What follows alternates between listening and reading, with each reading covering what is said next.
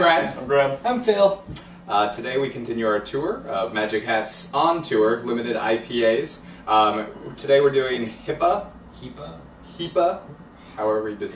hI.P.A. It's a dry hopped hI.P.A. with Columbus hops, IPA. And yeah. Per capita. Wow. Interesting.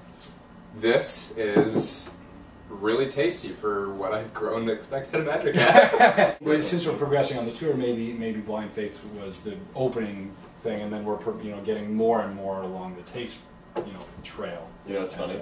To stick with consistency, I'm actually going to, again, second time around, disagree with you a little bit. I haven't even made an opinion. You said it was tasty. Opinion. Okay, so Graham's gonna give this a 2. I'd actually have to say that I think the flavor it's a good flavor, but it's not enough of it. I think to me, it's almost a little watery. Coming from a hophead. Yes. Okay, so break down my credibility. No, in front of everybody we know.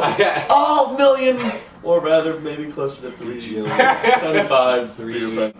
No, I see what you mean. However, I'm going to say in the predication that Magic Hat hasn't impressed me for a long time. Number 9, done with it. Circus Boy, done with it. The ones that I stick to were Howl, which was one of our first.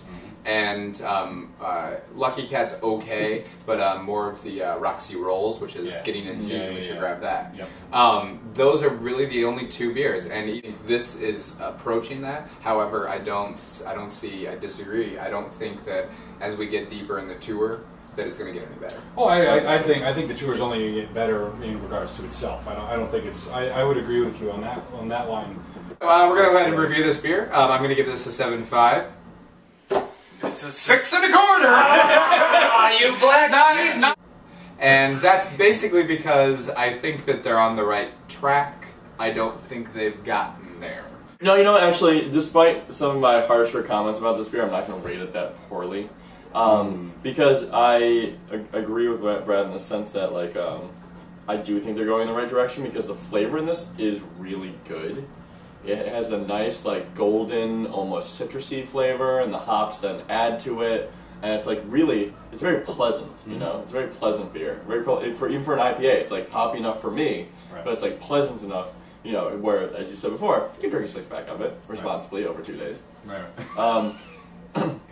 But I do feel like the flavor's not enough for me, and then, I mean, as previously mentioned, I am a hophead, and I do love my IPAs. Sure. And I'm not sure if it's because the beer itself is actually tastes a little bit watered down, or if I just expect more from an IPA. I'm sure it's a combination of, like, both things.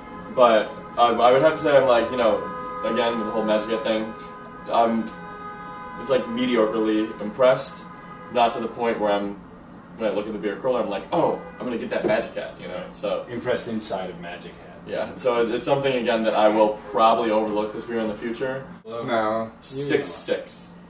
I agree in spirit with what you were saying, but not in score. I like this one. This is I'll take this one over any of the other IPAs so far. You know, like the Blind Faith is definitely I like this one better. It's got more of the hop flavor than the last one did. But anyway, yeah. So I'm gonna take this just a straight 7.